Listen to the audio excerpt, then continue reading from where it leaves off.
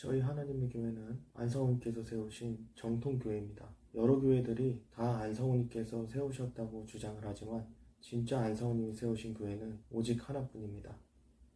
바른 진리를 알려드리기 위해서 영상을 제작하게 되었습니다. 심각히 연구해 주셔서 안성우님을 영접하시는 축복 받으시기 바랍니다. 이쪽 사정을 잘 모르시는 분들에게는 생소한 이야기겠지만 안상홍 하나님의 교리오람 책자를 인용해서 교회 이름을 사용하는 교회가 한 곳이 아니라는 것입니다. 저희 교회를 포함해서 총 3곳이 있는데요. 먼저는 저희 하나님의 교 예수의 증인회와 회증회, 즉 하나님의 교회 예수 증인회를 비교해보고 그 다음에 나머지 한 곳을 알아보겠습니다. 일단 하나님의 교 예수의 증인회 교리오람이라는 단 하나의 책자를 보면서 어떻게 3가지 해석이 나올 수 있는지 생각해 볼 문제입니다. 사실 간단하게 말씀드리면 하나의 성경으로 여러 종파가 나뉘는 것을 보면 그리 이상할 것도 없는 문제인데요. 조금 더 깊게 들어가면 그것과는 다른 문제들이 또 존재합니다. 성경을 예로 들면 같은 성령의 감동으로 기록된 하나님의 말씀이지만 성만찬의 날짜가 각 복음서마다 다르게 기록되어 있다는 것을 확인할 수 있는데요. 마태, 마가, 누가 3개의 공간 복음서는 성령 1월 14일 저녁 6월절 날 성만찬을 한 것으로 기록되어 있으나 요한복음은 성만찬 날짜에 대해서 13일에 성만찬을 하고 14일에 십자가에 돌아가신 것으로 나옵니다. 예수님의 성만찬 날짜는 6월절 진리가 맞냐 틀리냐에 영향을 주기 때문에 이만큼 중요한 사실이 성경에 얼마나 더 있을까요? 그런데 왜 이처럼 중요한 사실에 대해서 사복음서가 각각 다른 말씀을 기록하고 있냐는 것이죠. 그렇다면 요한복음이 진실이거나 나머지 3복음서가 진실이거나 두 종류의 기록 중 한 기록만 진실이고 나머지는 진실이 아니라는 것인데요. 그렇다면 진실을 기록하지 않은 성경은 하나님의 말씀이 아닌 것일까요? 요한복음이 성만찬 날짜에 대해서 잘못 기록하고 있는 이유는 사도 요한이 성령의 감동을 받지 못해서일까요? 그렇지 않죠. 왜냐하면 요한복음을 포함한 모든 성경의 말씀은 사람이 기록한 것이 아닌 성령의 감동하심을 입은 자가 하나님께 받아 말한 것이기 때문입니다. 서로 다른 사실을 기록하고 있지만 삼복음서도 하나님의 말씀이고 요한복음도 역시 하나님의 말씀입니다. 그렇다면 하나님께서 잘못 기록하신 것일까요? 아닙니다. 하나님은 실수가 없으신 분이죠. 성만찬 날짜에 대해서 사도 요한이 다른 날짜를 기록한 것은 요한의 실수도 아니고 성령의 실수도 아니고 이것 또한 다 하나님의 계획이라는 것을 반드시 아셔야겠습니다. 하나님은 모든 인생이 구원받기를 바라시지만 그러나 하나님의 의도가 반영된 구속사업이라 할지라도 절대 구원받지 못할 사람들 또한 만드셨다는 것이죠. 그 이유야 토기장이 되신 하나님의 뜻이니 우리가 상관할 바는 아닙니다. 구속사업은 의인과 악인을 구분하는 것입니다. 단순히 의인을 구원하는 것만이 아니라 악인에게 지옥의 형벌을 내리시는 것 또한 중요한 하나님의 사업입니다. 구원받을 사람이 구원을 못 받아서도 안 될 일이지만 구원받지 못할 사람이 구원받는 것 또한 절대 안 될 일이지요. 예수님이 육체로 오신 이유는 만약 영광 중에 오셨다면 바리새인들도 예수님을 영접했을 것이기 때문입니다. 만약 구약 성경에 예수님에 대해서 모든 것이 상세하게 기록되어 있었다고 한다면 예수님을 영접하지 못할 사람이 아무도 없었을 것입니다. 예를 들어서 BC 3년경에 베들레헴 마구간에서 목수 요셉과 그 아내 마리아라는 여자에게 밤에 탄생할 것이다, 이렇게 기록이 되어 있다고 가정을 해보십시오. 물론 이렇게 되어 있다면 마귀가 로마 병사를 통해서 찾아가서 탄생한 예수님을 기다리고 있다가 죽였을 것이지만 그런 상황이 발생하지 않는다는 가정하에 저런 상세한 기록들이 기록되어 있다면 구약 성경을 보는 유대교인 전부가 예수님을 영접했을 것입니다. 만약 그렇게 된다면 구속사업이 의미가 없어지는 것이죠. 도피성 제도의 이치를 보자면 고살자와 그릇살인자는 반드시 구분되어야 합니다. 고살자가 의미하는 악인은 자기가 믿고 싶은 것만 믿는 사람이고 그릇살인자 곧 의인은 자기가 믿기 싫어하는 것도 진리라면 끝까지 확인해서 믿는 사람입니다. 이런 두 부류의 사람이 구분이 되려면 진리를 찾는데 어느 정도는 난이도가 있어야 한다는 것이죠. 거짓과 진리의 분별이 무의미할 정도로 너무 쉬워버리게 되면 악인도 진리를 믿어버리기 때문에 악인들에게 적당히 거짓과 타협할 만한 여지들을 주어야 한다는 것입니다. 그래야 본인들이 믿고 싶어하는 거짓을 계속 믿을 수 있으니까요. 진리는 정말 끝장을 봐야지만 답이 나오고 적당히 한두 번 오고 갔을 때는 거짓 교리도 할 말이 있을 정도가 돼야지만이 진짜 끝까지 따지고 들어가서 진리를 찾을 사람과 다른 사람들한테 진리를 찾는 사람처럼 보이고만 싶어하고 본인이 믿고 싶은 것만 믿는 사람이 구별이 된다는 것입니다. 유월절에 대해서도 사복음서가 다 같이 14일에 성만찬을 한 것으로 기록되어 있다면 오늘날 세상 모든 사람들이 유월절을 지켰을 것입니다. 교회 이름에 대해서도 안상우님이 한 가지만 사용하셨다면 안상우님 소천 이후 분열된 모든 교회가 같은 이름을 사용했을 것이고 이름만으로 안상우님의 정통교회가 구분되지 않았을 것입니다. 하지만 지금은 이름만 보고도 정통교회를 찾을 수 있는 상황을 만들어 주셨죠. 한 성경으로 기록한 성경에서도 서로 상충되는 기록들이 있어서 그중 바른 진리를 분별해서 찾아야 하듯이 안상우님의 진리책자 가운데서도 서로 다른 상충되는 기록들이 있다면 그 말씀들 중에서 어떤 것이 하나님의 참 뜻인지 분별해야 하겠습니다. 안상우님께서 성만찬 날짜를 요한복음과 나머지 3복음서의 기록 중 어떤 기록이 진리인지 분별하실 때 우리에게 알려주신 원리는 성경 말씀 속 정황들을 따져보는 것입니다. 3복음서와 요한복음이 3대 1이니 3복음서가 맞다는 논리도 아니고 3복음서가 실제 사건과 더 가까운 시기에 기록되었기 때문도 아니고 왜 14일이 될 수밖에 없는지 그 이유를 설명해 주셨습니다. 즉 정황을 따져보신 것이죠.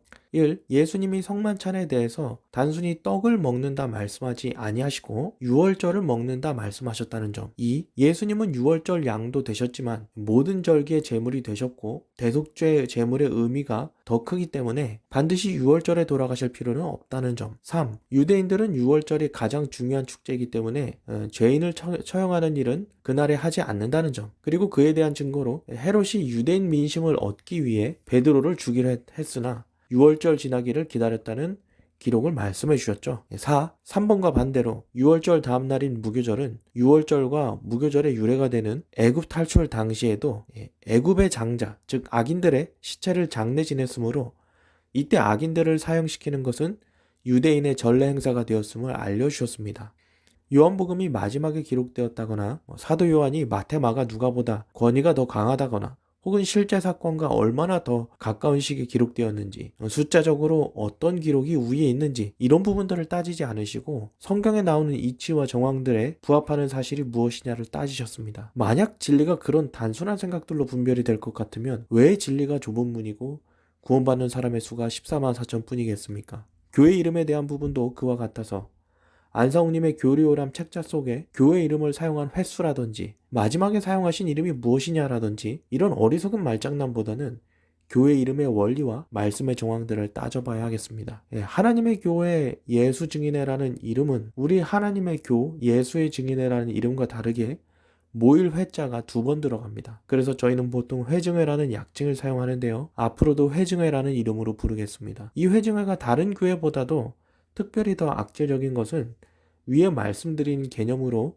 교회 이름을 분별하는 것이 아니라 안상우님의 권위를 부인함으로써 답을 찾으려고 하기 때문입니다. 안상우님께서 사용하신 여러 교회의 이름 중 자신들의 이름만 진리이고 나머지 이름은 안상우님의 잘못 알고 사용하신 것이라고 주장을 하고 있는데요. 일단 그런 생각을 한다는 것 자체가 배은망덕한 생각이지만 또 안상우님의 잘못을 바로잡는다는 개념으로 접근하는 것이 더 가관인데요. 그러나 교회 이름이 여러 가지로 기록되어 있는 것은 안상우님의 잘못이나 실수가 아니라 안상우님이 의도적으로 계획하신 것이고 그러한 안상우님의 여러 말씀들 중에서 어떤 것이 안상우님이 진정 의도하신 참 진리교회의 정확한 이름인지 알아내야 하겠습니다. 안상우 하나님은 새언약 진리의 최고 권위자이십니다. 이 마지막 시대에 개봉된 진리 중에서 그분의 입을 통하지 않고 나오는 진리는 단 하나도 없다는 것입니다. 오직 안상우님만이 우리에게 진리를 구분해서 알려주실 수 있습니다. 교회 이름은 무엇인지, 유월절을 지키는 것이 맞는지, 성령의 기준은 어떻게 되는지 모든 것들이 다 그분의 말씀에 달린 것입니다. 옛적 다니엘의 역사를 보면 느부갓네살 왕의 잊어버린 꿈을 알게 함으로써 그 해석도 오직 다니엘만이 할 수 있는 권한이 주어졌습니다. 꿈을 알아낸 자만이 꿈을 해석할 수 있다는 이 군붕어도 하는 간단한 이 진리를 우상숭배의 본거지였던 바벨론의 왕마저도 알고 있었던 것이죠. 애석하게도 지금 이 세상은 그런 기본적인 상식마저도 통하지 않는 세상이 되었습니다. 안상우님이 성역과 절기와 전생 문제를 비롯 많은 진리는 물론이고 교회의 이름을 찾아내셨지만 그것에 대한 분별과 해석은 안상우님보다 본인들이 더 잘 안다는 것이죠. 안상우님은 초대교회에 교회 이름을 알려주셨을 뿐만 아니라 교회의 이름이 하나의 교리가 된다는 것 또한 안상우님이 계시지 않았더라면 우리가 평생 알지 못했을 사실입니다. 그 전까지는 사랑의 교회, 축복교회, 순복음교회 각자 원하는 이름으로 불러도 상관없다고 생각했고 지금도 대부분 그렇게 하고 있죠. 그런 아무도 생각할 수 없었던 부분들을 일깨워주신 안상우님의 권위를 부인하고 본인들이 그런 안상우님의 잘못을 바로잡는다는 참남한 생각들을 도무지 이해할 수가 없습니다. 하나님의 교회라는 이름은 우리 교회 전체의 이름 중 일부분이긴 합니다만 신약의 교회만을 오롯이 나타내지는 못합니다. 십계명으로 세워진 지상성소를 기반으로 하는 구약시대 하나님의 교회와 구분할 수 없기 때문이죠.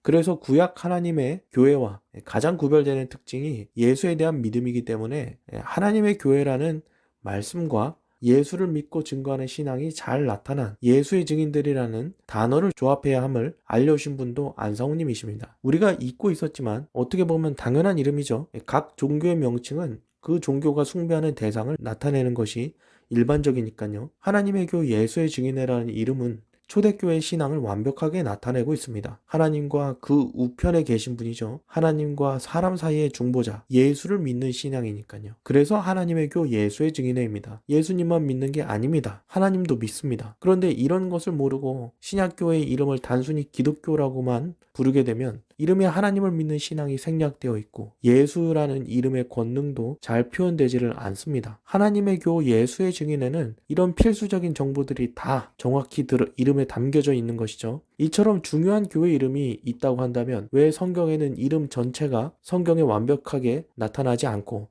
부분만 나와 있는 것일까요? 그것은 사도시대 당시에는 예수님을 믿는 교회가 단 하나뿐이었고 그렇기 때문에 교회 이름이 뭐가 맞네 틀리네 논쟁이 있을 수가 없는 상황이고 그런 상황이다 보니 교회 이름에 대해서 중요성만큼 기록되어 있지는 않다는 것입니다. 그리고 교회 이름은 유월절과 마찬가지로 안상우님만이 알려주셔야 할 비밀이기 때문에 성경 속에 대놓고 기록되어 있지는 않았다는 것입니다. 예수님이 계실 때 예수의 증인에는 분열될 수 없습니다. 예수님을 믿는 교회가 분열이 되면 예수님 믿는 곳이 진리이고 예수님 없는 쪽이 가짜인 것이 명확하니까요. 그런데 그 예수님의 역할을 사도들도 하고 있었다는 것입니다. 결국 예수님의 12제자들이 있는 곳이 진리교회가 되기 때문에 사도시대 당시에도 교회는 분열되지 않고 그저 소수 당파들이 떨어져 나간 것에 불과하죠.